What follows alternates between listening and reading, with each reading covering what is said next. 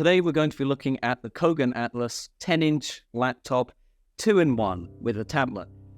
It has a quad-core Atom processor rated at a base speed of 2.44 GHz. It has 2 GB of DDR3 memory at 1066 MHz and a 28 GB hard drive inside, as well as a wireless adapter.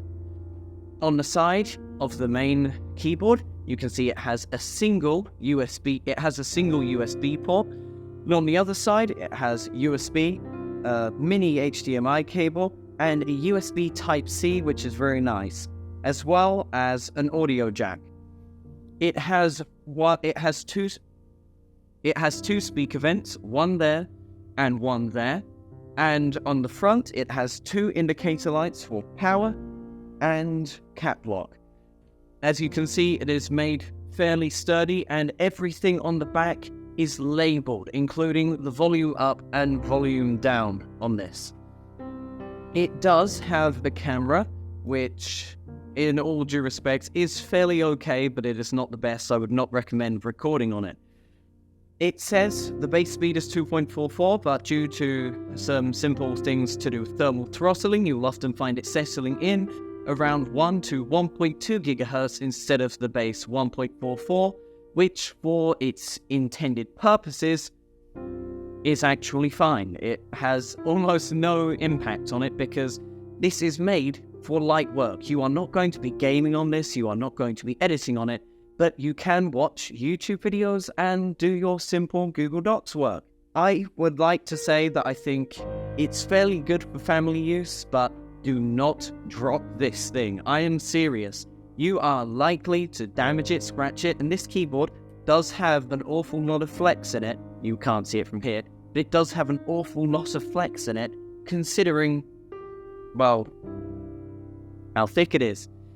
I think they could have done better on that front, but considering its $249 price tag, what do you expect? They are actually doing quite well, I think, delivering what you would want or need from that price point. It also comes with Windows 10 Home, you have to bear that in mind, which, although having a minimum requirement of 2 GB of RAM, still runs fairly well on this computer. So, what we're going to do here is going to try run Minecraft or low settings, because I want to keep this small because it's not the best laptop, it's only meant for lightweight purposes, but I'm still going to see how it works. With no dedicated graphics card, I think it's not going to perform as well in these, but it does have no vents. Well, no vents for cooling, which may seem like a downside, but considering it's low power, it actually doesn't really need it. It remains a nice, cool temperature, and it's completely silent while in operation. I say completely, there is no audible sound. I sat in a silent room, I listened to this thing when it was unload, and I promise I could only hear a faint background hum, which I think is great for something like this. So, it is a laptop, but as I said, it is a 2-in-1. So, you press the release button there, which is a little grey one located right in front of the Windows Home button. I'm going to flip it around for this. And then you apply force straight up, and it undocks, switches straight to tablet mode. There you go, nice simple use, as well as having access to the audio buttons on top and the power button if need be. I should not have done that. Oh boy. Would I use this as a tablet? Yes, I think this is very good in terms of a tablet. It's subpar as a laptop, but that's okay considering the people getting this probably are not looking for the beast to end all computers. I'm not removing the cover on the front, that is just to leave it protected. I would do an unpeeling because that is very satisfying, but I have been asked not to. Yes, I've been asked not to. So let's switch tablet mode and let's have a quick look at the camera, shall we? I would not recommend recording on this. It would be okay for basic Skype calls and all that. So right here, I'm going to put this up to my face and I'm going to do that.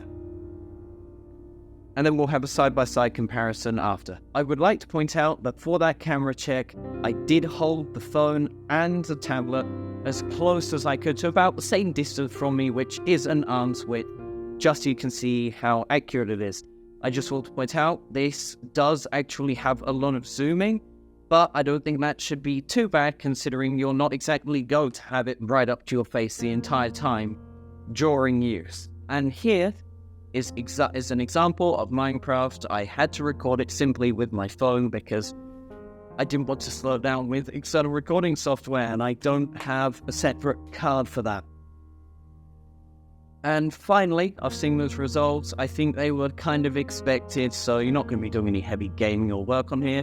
We are going to have a look at the microphone quality because, yes, it does come with a microphone. So that was just synchronization. So, as you can see, side by side, these are the two. I will be switching between you and you, and then you and you. There you go, just got to test that editing there.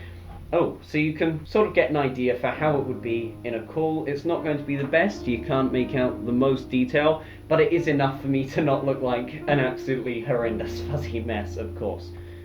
So, would I be comfortable recommending this to a family?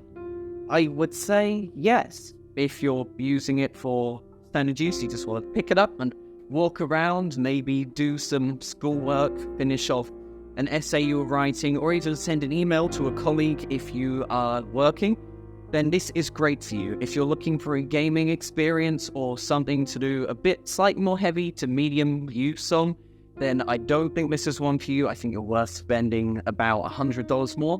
But considering how cheap this is, at only $249, I think you got what you paid for, and this is fairly good. So that's my overall rating. Fairly good. It's not the best, it's also not the worst, but what do you expect? I would also like to mention the fact that it does actually have a back camera. I neglected to read that in the specifications and also when doing this video. I'm sorry about that, but there's the video. It's probably going to have a small version up there on the screen or something. So there you go. That's it. Thank you for watching this short review on the Kogan Atlas 2-in-1 laptop tablet. I'll see you all next time.